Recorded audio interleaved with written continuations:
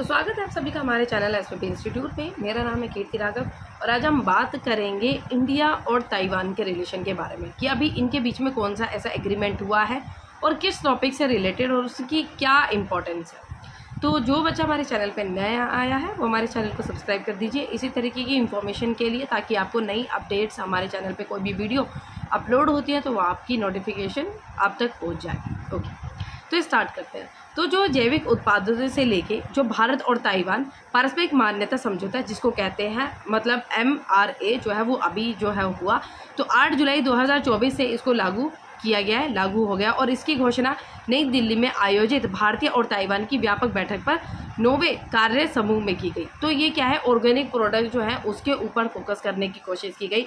जैसे किसी तरीके का प्रोडक्ट्स जो है वो प्रोड्यूस किया जाए तो उसमें ऑर्गेनिक चीज़ों का इस्तेमाल करके, तो ये काफ़ी अच्छा स्टेप जो है वो इन कंट्रीज़ के द्वारा लिया गया। ओके, तो अब इसमें बात करते हैं जो समझौते हैं उसके तहत भारत ने जैविक उत्पादन के लिए राष्ट्रीय कार्यक्रम के प्रावधानों की पुष्टि करता है और भारत में एक सक्षम प्राधिकारी द्वारा प्रमाणित होने के बाद ताइवान को निर्यात किया जा सकता है। मतलब यहाँ पर जो चीज़ें इस तरीके से प्रोड्यूस होंगी उसको ताइवान में निर्यात किया जा सकता है और इसी प्रकार जो ताइवान के जो जैविक उत्पाद होंगे वो भारत में बेचे जा सकते हैं। मतलब यहाँ के जो उत्पाद होंगे वो ताइवान में बेचे जा सकते हैं और जो ताइवान के जो उत्पाद होंगे जैविक उत्पाद होंगे वो भारत में बेचे जा सकते हैं। तो यदि वे ताइवान में सक्षम प्राधिकारी द्वारा प्रमाणित हो, तो इनके भी कुछ चीज़ें हैं कि वो ताइवान में सक्षम प्राधिकारी द्वारा प्रमाणित हो और भारत के राष्ट्रीय जैविक उत्पादन कार्यक्रम के मापदंडों हैं उसके पुष्टि कर दे हो।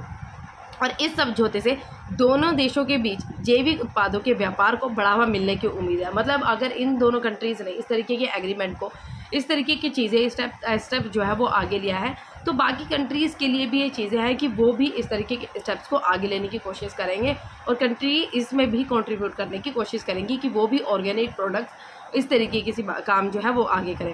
तो उम्मीद है कि ये समझौता ताइवान को भारतीय जैविक उत्पादों जैसे सुगंधित और औषधीय पौधे, चावल, प्रसंस्कृत खाद्य, हरी जो है वो काली और हर्बल चाय आदि के निर्यात को बढ़ावा देगा। तो ये कुछ चीज़ें हैं जिसके निर्यात को बढ़ावा देने की बातें जो है वो कही जा रही है। अब इसमें बताया जा रहा है कि कौन सी एजेंसियां हैं। तो इसमें 2 एजेंसियां जो हैं वो है, एक तो एपिडा है जिसको कहा जाता है आपका agriculture and proceed food products export development authority of India, और दूसरी है एग्रीकल्चर एंड फूड एजेंसी जिसको कहते हैं AFA ऑफ ताइवान।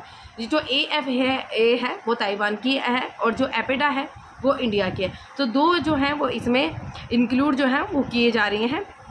ओके, अब इसमें ये बातें कही जा रही है कि ये क्या होगा कि जो प्रोडक्शन है, ऑर्गेनिक प्रोडक्शन है, उसको इंक्रीज़ करने की कोशिश करेगा और काफ़ी अच्छा जो है स्टेप जो है कंट्रीज़ के द्वारा लिया जा रहा है।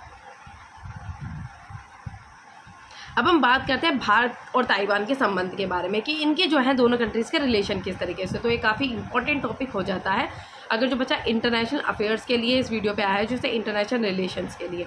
तो जो भारत है उस भारत का ताइवान, जिसे आधिकारिक तौर पर चीन गणराज्य के रूप में जाना जाता है, के साथ कोई राजनीतिक संबंध नहीं है। और हालांकि 1995 में इनके ताइपे में एक प्रतिनिधि कार्यालय स्थापित किया गया और 2023 में भारत और ताइवान के बीच द्विपक्षीय व्यापार लगभग 8.222 बिलियन अमेरिकी डॉलर था और जो राजधानी है वो ताइपे है। मुद्रा जो है यहाँ पे न्यू ताइवान डॉलर जो है, ताइवान डॉलर इस्तेमाल किए जाते हैं। राष्ट्रपति विलियम ताई चिंग थे। तो ये ताइवान से रिलेटेड इन्फॉर्मेशन है। अगर आपको हमारी वीडियो पसंद आई तो हमारी वीडियो को लाइक कीजिए और इस चैनल को सब्सक्राइब कर दीजिए।